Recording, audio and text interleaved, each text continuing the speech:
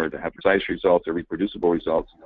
And the other challenge is that the customers bring samples in various forms. And so what happens is these laboratories get in samples that come in that may not be statistically valid, but they also come back to expecting that they have been and don't have that expertise. And then the laboratories themselves don't have the SOPs. So I think some of the things that we see are the laboratories that have been doing business for many, many years, decades, versus these laboratories that have been doing their work for months. And I think that's the part that the industry really needs across all the states. Very good, thank you. I'm actually going to go back to Scott, and I know I need to go to Roger. Roger has now joined us. Thank you, Roger, and Stephen. But I want to go to Scott because I think it sort of ties into the initial introduction here as we get into more detail. Scott, please outline, if you can, what type of testing is done in a cannabis testing lab and what analytical instruments are employed. And sort of, we don't want to get into pricing too much or at all, quite frankly, but you know, is there any sort of average that you're seeing out there? Sure. So the cannabis analytical testing laboratories typically quantitate somewhere between 8 to 12 cannabinoids. We're all very familiar with THC, but THC actually has multiple forms, carboxylated and a decarboxylated form. These cannabinoids are typically separated using conventional HPLC systems. These labs also use GC and GCMS to profile terpenes, which give cannabis its unique fragrance and flavor. Another critical component of cannabis QC testing is the screening for contaminants, such as pesticides, heavy metals by ICP-MS, and residual solvents that are left over from extraction procedures. Then we have other things like mycotoxins, aflatoxins, and microorganisms that are routinely screened for as well. And just in general, a potency test can run around $80, and potency, microbial, and pesticides may run around $100 for all of those tests combined. Very good.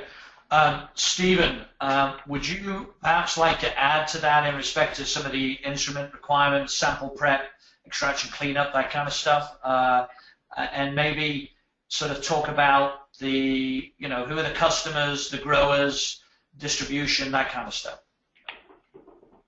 Yes, for Steve? I'm sorry? You were asking for Stephen, right? Yes, please. Okay. Well, we're at Absolute, we're more on the standardization and the PT end of it. But from what I've seen after talking to the customers, because part of our process of learning is actually asking what the customers are doing, and we visited some of the labs, and we've seen a variety of Waters equipment, Shimatsu equipment, some Agilent, and we've, you know, luckily we've seen some of the better labs. We've seen some top scientists in those facilities. But I've also talked to labs that are basically on the beginning part of the learning curve, and I wouldn't want to be in their situation to try to go through all the chromatography science that you have to learn to do this work. But some of the work they do, they get in, you know, they get in bags of marijuana, and they have to do extractions on it, and they have to take different aliquots of those extracts and run them on various types of procedures. Some of it goes via GC, some of it goes via LC. And depending on how advanced the state is, they may be looking at some of the edible materials. Some of them are candies or liquor, syrup type products. So they have the same challenge as anybody in food or environmental, which is complicated matrices, and then trying to find the targeted compounds that are for medical purposes, and then trying to find residues of things that are used to assist a plant being grown in a healthy manner, which are pesticides and herbicides. So they cross all the same compounds that we've seen in whether it was foods, flavors, fragrances, mining, environmental. They have a full challenge like any other laboratory. And, probably, they're at the beginning part of their curve for many of those labs. But I do have to say that some of the labs I've seen are right on top of it. And I'm glad they're there because they're going to shore up the industry.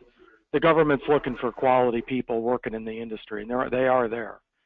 And I'll let Roger fill in the rest of the quality requirements, but the industry should move towards methods that can be accredited under 17025, and the fallout of that is they got to have G34 certified reference material calibration grade standards, and they also have to have, in my last comment here, you'll see that it's ISO 17043 PTs.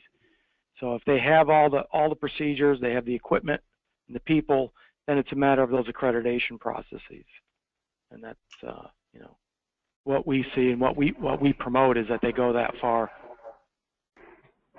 Very good. So that maybe then that moves us into the accreditation piece. And Roger, glad your plane landed and you're here now with us. So talk maybe about the state-to-state issues if you can, and if not, we'll pass it on to somebody else. And also the what are the where can folks go to get information on accreditation, checklist guidance, and so on and so forth. Sure. Roger Muse here. The state-to-state issues is something that's surfaced for us here only in the last 24 to 36 months, whereas we, as partly just because we're an accrediting body and partly because we're part of the American National Standards Institute, we were getting phone calls and letters from state departments of health, and in one case, the State Department of Agriculture. So they're wondering, what and how, what would you do as an accrediting body to go into a cannabis testing laboratory? How would you assess them? How could, in one case, they asked, how could you possibly provide a 17025 accreditation to a laboratory when there are no proficiency tests available for marijuana laboratories? To which we said, well, there are, and we went through a whole list of potential PTs and standards and protocols by which the laboratories who are pursuing accreditation of 17025, so 17025, are able to participate in. This has been one of the biggest challenges in testing laboratories who wish to meet just the bare minimum requirements. That's what we try to remind everybody. ISO 17025 is simply the bare minimum requirements, the general requirements for testing and calibration laboratories. Within those general requirements, buried right in Section 5, Section 5.9 to be exact, is the proficiency test requirements, by which you have multiple ways to achieve that, inter-laboratory comparisons, etc. But the most convenient way is to have a commercially available PT provider who can host a scheme for you, send you an artifact, test, send it back, get the results, and they put you as part of the scheme. And it just makes things, a lot easier and a lot more effective than some type of intra-laboratory comparison within your own laboratory. So the states were wondering exactly those things. First of all, we find ourselves giving them a very baseline, bare-bones education on what ISO 17025 is, and even more primitive education on what proficiency testing is and how proficiency testing and even uncertainty of measurement are some of the critical points and really what I consider the meat and potatoes of that whole standard. So they wanted to understand if they're going to set out a requirement. This is coming from about 8 to 10 states that have called us and asked us very specific questions, including the state where I live. Some of them have legalized for medical use. Some of them have decriminalized for a certain gram amount. But either way, they're looking at this. Furthermore, they're with the onboarding of the edibles, they're wondering with the pending Food Safety Modernization Act if that's going to flow down to some of the states. Would this be considered a foodborne illness possibility? So there's lots of things that the states wanted to know, lots of things that we find ourselves explaining to the states.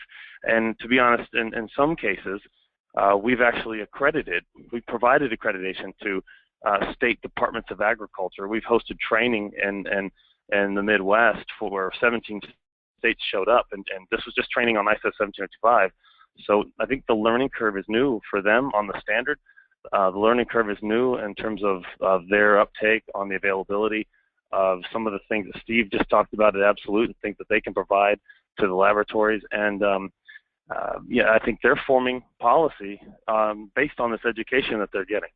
I forgot the second part of the question already.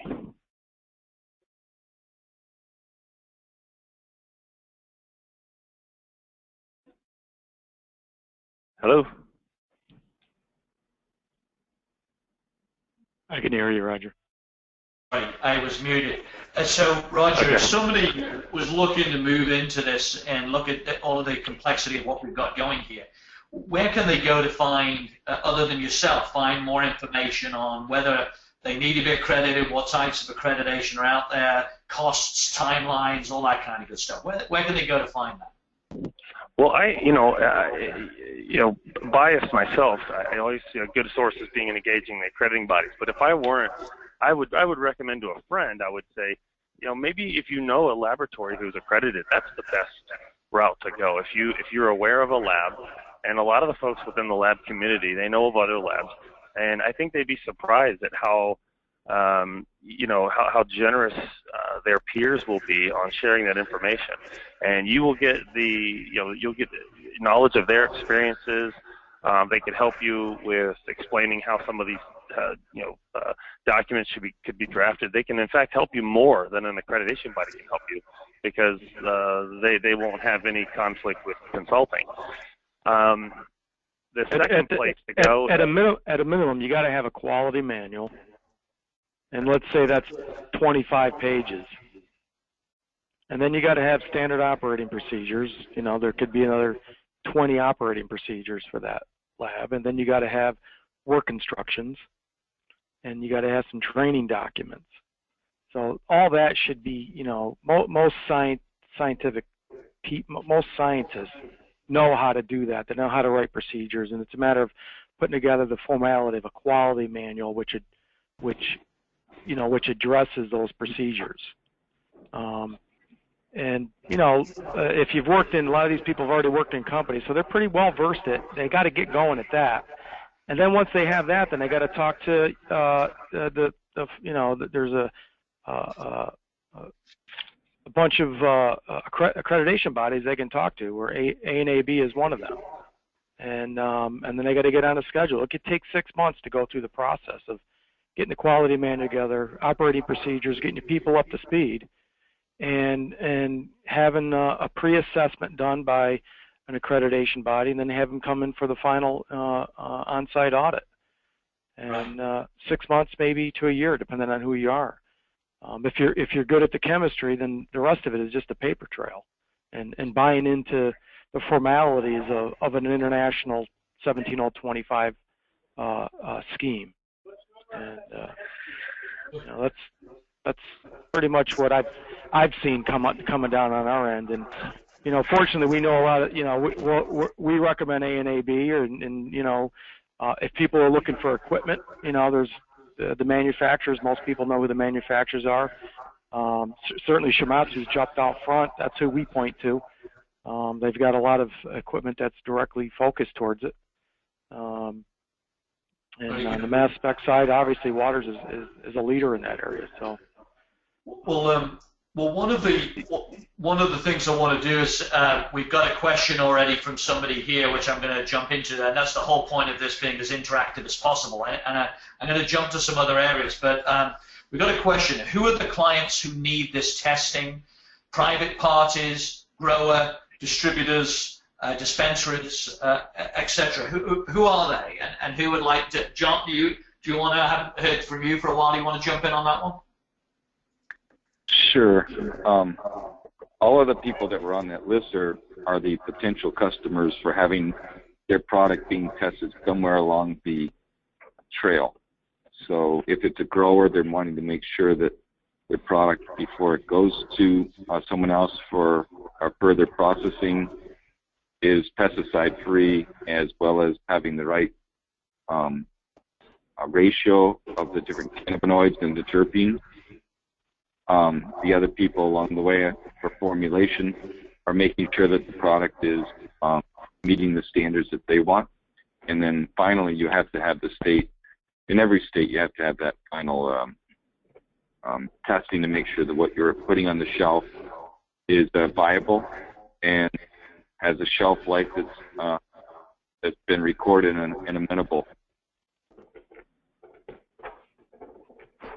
Anybody else want to add to that? Sure. I'd like to join in and just say that we've seen a wide variety of clients, and it's quite exciting. I was in a lab in Oregon where basically a grandmother brought in a set of muffins that she wanted analyzed for potency and even things like contaminants, all the way up to clients like Cannakids that provide high-quality cannabis oils for children with medicinal needs. So it really runs the gamut, as John said, but it is exciting. It's each new form that they come in, for example, oils to edibles to flower products, all present interesting challenges for the analytical laboratory. Will people please warn me if my mother sends in any muffins that I said? No, I'm kidding. So we've got another question here from somebody. Where can labs go to find validated reference methods to use for cannabis testing? Opening up to everybody. Yeah, I can. This is Steve Arpey. I haven't seen any methods that are, the handbook of cannabis testing methods. No one's compiled that yet that I've seen. However, that being said, and the instrument manufacturers here will back this up, it's basically for most of the analytes, whether they're the target analytes for medicinal, recreational purposes, or residues, or byproducts of, it's a chromatography game. So it's GCLC, and it's a variation of polarity of columns to be able to do the separations and some different detectors. So it's straight up analytical chromatography. However, there's sample prep that comes before that, and it all depends on how much reproducibility you want in the sample prep phase. You could do liquid-liquid, you could do pressure, pressure with temperature. You can try different solvents. You can do different cleanup techniques, and you're basically going to apply solid sample preparation schemes to the materials that are brought to you. So you can go on the internet and you'll see a lot of different techniques that people are using, but at some point under a quality scheme, you have to designate in your own writings, your own operating procedures and work instructions, exactly what you're going to be doing and how you're going to do it, and develop quality control charts so you can look at what your recoveries are over time and what the impact of a different type of matrix is going to, what kind of challenge that's going to present. So even if there are canned procedures out on the internet, you're still going to have to adopt them and bolt them onto your quality system somehow, and develop your own charts over time, because your frequencies of analysis are going to be different than what somebody was doing in academia. Academia can work on theoretical yields, where in a production lab, you're going to have to be looking at the customer is only going to give you, let's say, $200 for a complete suite of cannabinoids, and that's going to limit what technology you can use. Some labs are finding out they got to stay with GCFID to stay in business. Some are able to find more work and they're going LC triple quad. And so somewhere along those lines, you're going to have to find what's economically feasible for the area you're in. California, I don't think they require testing, though it's being done. Nevada's heavily into testing, so there's maybe more work for it. I'm not sure where Oregon is coming down on it, or Colorado, or the states that we're leading. Depending on the state you're in, the market will tell you basically what techniques are affordable, and then from that you're going to cherry pick the method. Okay, I'm sure others are going to add in here, but I'm going to keep going because I want to get to people's questions. So thank you for that. There's a couple of questions coming in here, maybe two parts. So I'm going to pick on you, Scott, for this question, but feel free to pass it on or open it up to others. What type of federal license is required for handling cannabis? That's point number one. Actually, let's just start there. What kind of federal license is required for handling cannabis? So there is no federal license for handling cannabis. If you're manufacturing standards or anything in excess with concentrated, say, THC, that would require a DEA license. However, everything cannabis is illegal at the federal level.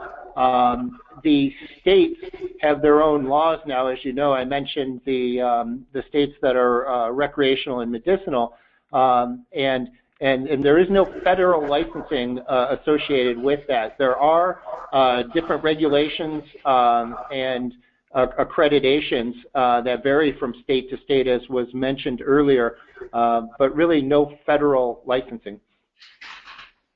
Good answer. John, I'm going to pick on you here for this one. If my lab takes on cannabis testing, or decides to go that route, what impact, if any, could that have on contracts I currently have with federal agencies? Hi, this is probably one of the things that would be a challenge as you're going through the legal part of this business.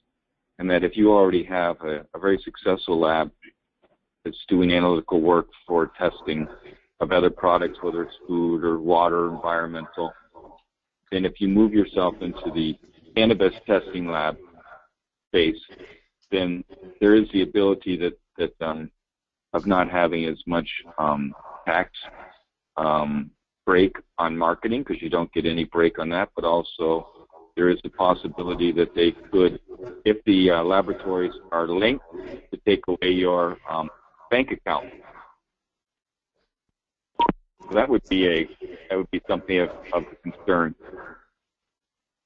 But if you're starting off a lab from scratch that has its own separate entity, then you typically know the challenges that the banking industry currently has because of the FDIC and because it's being a federal illegal substance currently.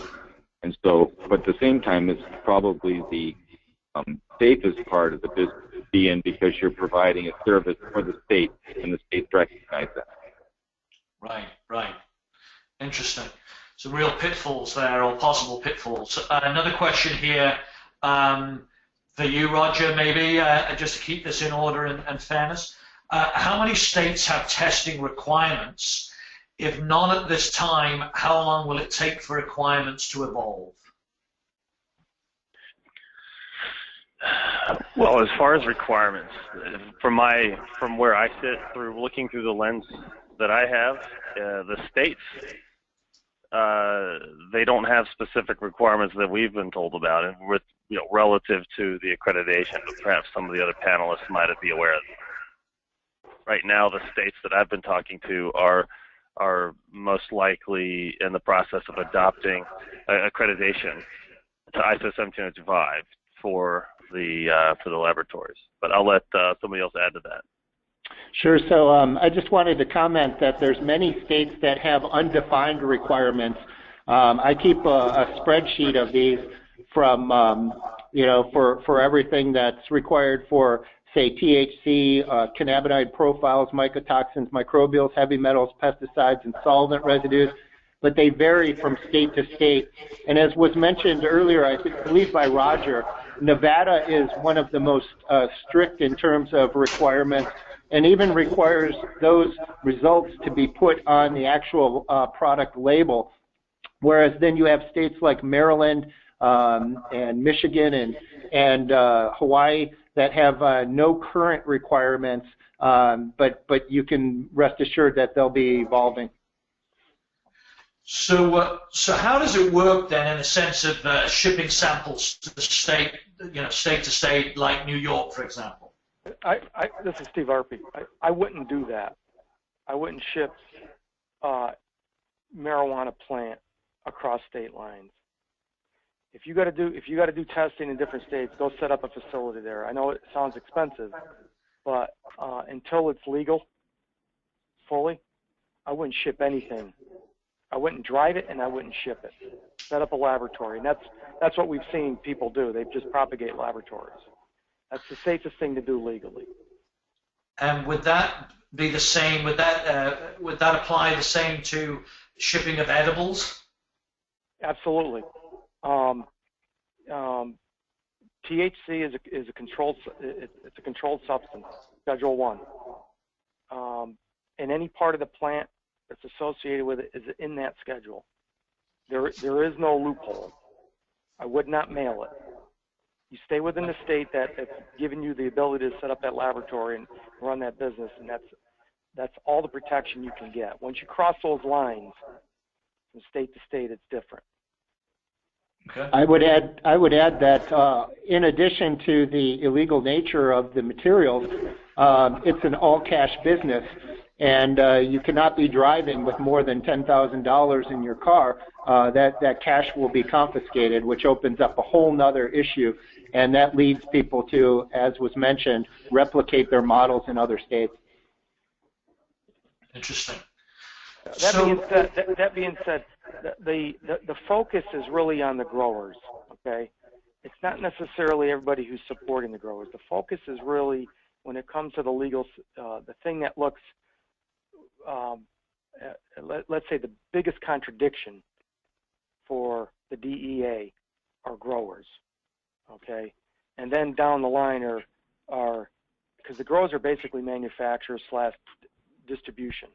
Everybody after that is in a supporting role and isn't viewed to the same extent as someone who's a manufacturer. Okay, now there's only a few organizations in the country that have a manufacturer's license to deal with marijuana plants, and there is a license for it. There is a DEA license for it, but it's very expensive and difficult to obtain and to maintain it. None of the growers have it that I know of that are in this marketplace. And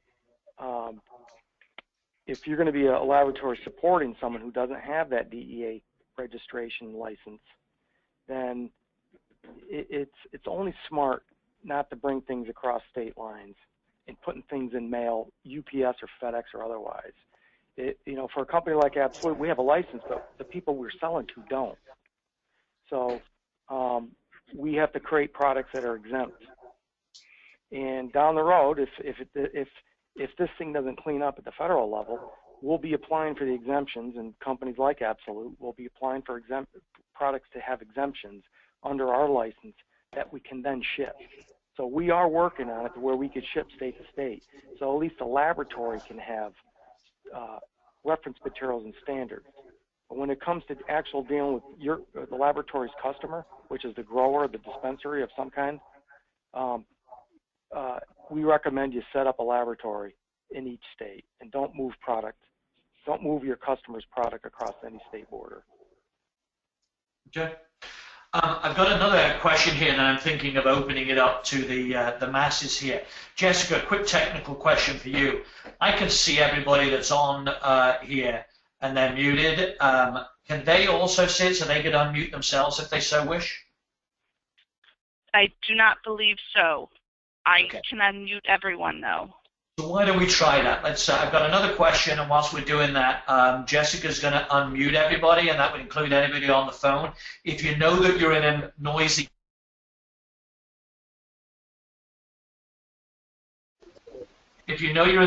environment, please mute your phones. But I wanted to allow people that had called in some access here. But as we're doing that, I know we've got other things that the panelists want to share, but I've got another question. What is the status of the Schedule 1 review by DEA and FDA, and what are the odds of it going to Schedule 2 or 3? Anybody want to answer that? It'll depend on the next president. Correct. And, the whole industry could change. It could go, it could be easier, or it could be more difficult. Right now it stands, the momentum's strong right now because it's a legitimate product, a legitimate business in most reasonable people's eyes. However, politicians aren't always reasonable, so it's always a gamble in that respect. Right. As far as going to Schedule 2 or 3, that's not an easy process for the DEA to do. Let's. They did move the opiates. They did move the opiates from 3 to 2. They made them more strict. And John McKay, and I would say that probably the thing that makes us anxious as people serving the industry is that a lot of regulations are being made by political scientists. And political scientist is the right noun, it's the wrong adjective. And that's the part that's probably very difficult as we're moving forward on regulatory things and pesticides at levels that make sense for this product formulation. Well, let me ask you a question there, John, in the sense that I'm looking at the folks that are on this webinar from the names that I recognize, and obviously being in and around ACIL, we've got some significant businesses that have been around for many years. So if we're looking at this from a total business perspective, you know, there's obviously legality. This is a fast-moving, changing environment. So talk to us if you can, and I'll open this up to everybody as well once you've started, John. But, you know, is it a significant business opportunity? Is it something that, you know, labs should be, that maybe, you know, are on this webinar and are maybe tempted to dip a toe in the water, even though there's going to be costs and everything else that go along with this? Is it truly a good, solid business environment, or is it too early to say? I'm not naive enough to think that some of the large businesses that are probably on the phone haven't already explored it and aren't already putting SOPs together, waiting for when the time comes that it's appropriate. Some of the challenges that you have in this industry is, for example, even the CBDA, which is non-psychoactive, if it's heated incorrectly, changes over to Delta 8 and Delta 9 and leaves no CBD behind. That's a significant challenge and issue. The other thing that you have are the different standards, and each of the standards will have its own amenable solvents that it's in, and also it has its own degradation rates. So if you mix standards, an individual standard, mix it in with other standards, now you have a mixture of standards that actually aren't active. And some of probably the very large organizations that might be on the phone are well aware of other standards and challenges that they've seen before that they know how to overcome, and the small laboratory owners do not. So on the quick side, it's an enormous opportunity because the regulatory will be mandatory, and the American consumer will very much want to know that they have a product that's safe, they have a product that they know what they're taking, that it has a certain shelf life, how they have to store it, and those are all going to be the critical part. Anybody else want to add to that?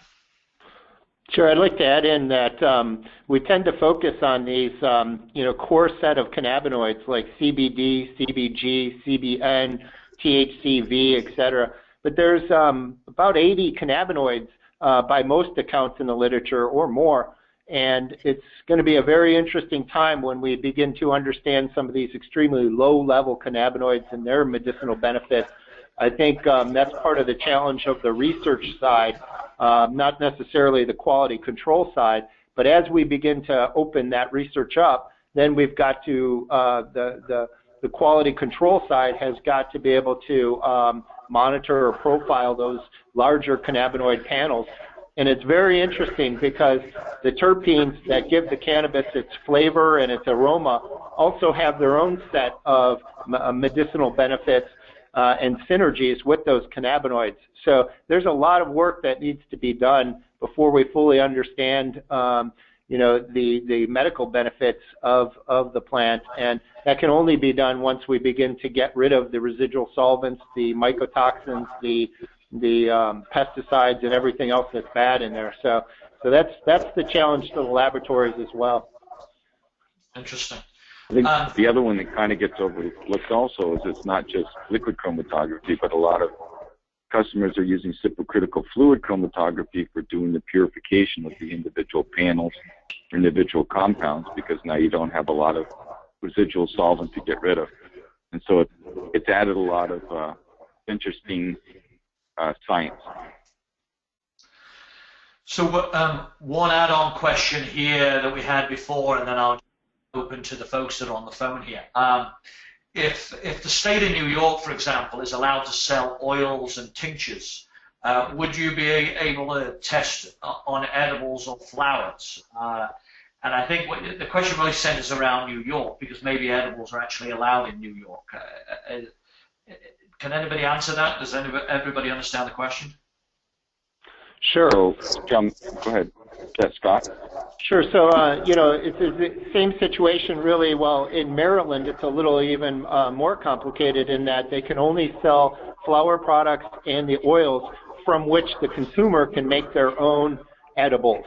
But in New York, I believe, yes, they'll have various forms of edibles that the laboratory will be able to test. And the challenge is not in the instrumentation at all. Right, we've been manufacturing quality methods for clinical, pharmaceuticals, environmental, food safety for decades. The challenge is in those sample preparation techniques, and what I tend to see is you'll go into a laboratory and they'll have a top secret method for the, let's say the sample preparation of a gummy bear. And when you actually look at it, it's a NutriBullet from Target that they use to blend something.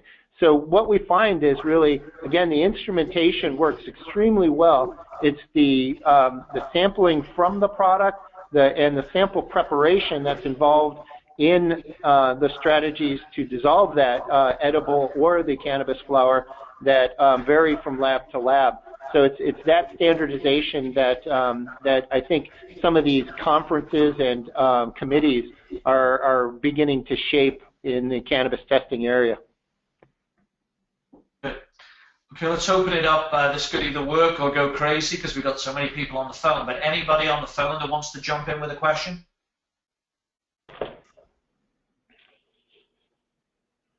Okay. Feel free if you were busy unmuting and you didn't get there in time just to jump in later. Scott, anything we missed on the questions that you were sort of posing earlier? Is there anything else that I missed that I should have asked you? No, I think you covered a lot here. I mean, it's been a very interesting discussion. One of the things that I would do is encourage people to get involved with their local state medical cannabis committee meetings. Keep in mind, these are political and committee memberships. They typically seek guidance from chemists and industry insiders and testing experts. So it's very good to get involved on a local level. And then there are some great websites that keep track of the industry. mmjbusinessdaily.com. You can sign up and get weekly and daily alerts to your email of what's going on at a particular state level.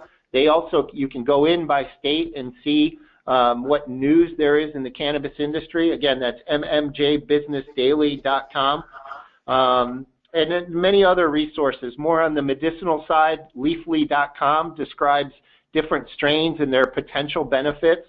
CanCon.org is a nonprofit organization devoted to advancing cannabis science. So there's a lot of things out there.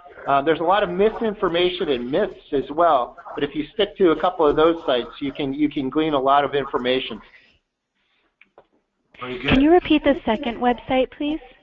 Sure, leafly.com. That's LEAFLY.com. They have some incredible, if you're interested in knowing like which cannabinoids work or are proposed for different ailments, they have some excellent figures. And then they break it down by strains. They include the patients that have been using strains and the effects that they see, and even where those strains can be located in terms of dispensaries. So it's an evolution of cannabis medicinal benefits, really. So I'm curious, we do a lot of food testing here in our laboratory, but I don't know that we're necessarily prepared to take on cannabis testing. If a client calls me up and says, hey, I have these edibles that need some metals testing, where can I send them? How do I find some locally accredited laboratories? That's a great question. The MMJ Business Daily site that I explained, if you go in under state, it actually shows many cannabis testing laboratories listed by state. And you can contact manufacturers like Shimatsu and Waters. We can tell you where people are doing that testing. We have we have laboratories all across the United States that are using our equipment. Excellent. Thank you very much. Sure. Good. Got a few more things to cover here. Any other questions before I jump into something else? I was going to say one of the things for looking, this is John McKay, for looking at the next version of where things are going, or an indicator, and that's to look at the FDA guidance that came out in August of 2015 on the botanical and dietary supplements. Because as we're moving forward, some of the products will move forward behind the counter, and others will be over the counter, like the dietary supplements. And that does have a lot of good ideas as far as what's going to have to be done for testing and the criteria for growing. Good point. Roger, anything I should have asked you or anything I've missed that you may want to jump in on? No, I mean, I think you did ask the question where to go for information on this, and I was saying you could go, if somebody's looking to understand the requirements of 17025, the accrediting body's website should have all of the checklists for the audits right on their website. So if you're curious to know, and Steve started walking down some of those, you could understand all the management system, the quality management system requirements, as well as all the technical requirements. All right, that's good. Okay, thank you. Stephen, anything that you would like to add that I should have asked you? No, just other than, get a quality manual. If you're interested in getting a laboratory going in this area, just get started. Get a quality manual going, get operating procedures going. Get some decent equipment. Make sure you got a pretty good chemist, and you'll get ISO accredited eventually. You'll be able to do the work, and hopefully the market will be there. Nobody has a crystal ball on what's going to happen with this, but certainly the more credible the laboratories are and their abilities to do this work, the more likely it will be a successful marketplace. And the end user, the end recipient, whether they're medical or recreational, will get a product that's been fully qualified. They know what's in it and what they're getting, just like milk or bread. I mean, it's going to come down to that at some point. So, we need laboratories that are good quality laboratories. And currently, the accreditation I would be targeting is ISO 17025. And once you're involved in that, everything else will fall out for you nicely. Pretty good. Before I go on to John here and ask him, anybody on the phone or anybody have any other questions that they want to ask? Because we're getting close to the hour here. Okay. John, anything you would like to add? And I do know you were kind enough to provide us with some fairly detailed slides, and I know the point of this was really Q&A, and I think we covered a lot, but do you want us to put that slide up? Is there anything, because we're at the close to the hour here, but is there any one specific slide there that you might want to share or anything? No. Okay. Okay. Okay. Glad I asked. Anything else to wrap up that maybe we've missed, or anything, any sort of nuggets that we should share? I think some of the larger corporations, because I don't see them I don't see the list, but they're well versed in the SOPs, and they're well versed in system suitability and making sure that the equipment that they're doing the testing on has been calibrated all the way from the balances to the pH meters to the thermometers to the pipette. And that's not the case with a lot of the smaller laboratories, is they're buying equipment that's from 1992 from some pharmaceutical, and they are not getting the best results because of some of the instrumentation, but also because of the knowledge that people have how to service a real testing environment. And there's some really good laboratories out there that are doing it, but there's a significant number of small laboratories that aren't doing that, and that is providing some angst in the industry. Very good, thank you. Okay, well, before we wrap up here and we close things off, is there any other question that I don't see any more typed into the system here, but anybody on the phone or anything that wants to ask something before we close up here? Okay. Well, Jessica, I believe we do. We send out a survey or evaluations post-webinar. We would very much like if when you get that, please give us your feedback, whether it's good, bad, or indifferent. Without that, we can't improve what we're doing and the type of education that we put on. I would also say if you have any questions or would like to get in touch with any of the panelists that we had today, feel free to email me at the letter R for Richard, B-R-I-G-H-T, so that's rbright at acil.org. I will field any of those questions, or if it's just a request to get in touch with one of the panelists, I'm happy to introduce you and pass that on. Gentlemen, John, Scott, Roger, and Stephen, thank you very, very much. I appreciate the time that you've put into today and the prep work that went on here and your expertise. Truly appreciate it, and I'm hopeful that everybody thought this was a very worthwhile webinar. Thank you all very, very much. Thank you, Richard. Thank you. Thank you all. Bye-bye. Thank you.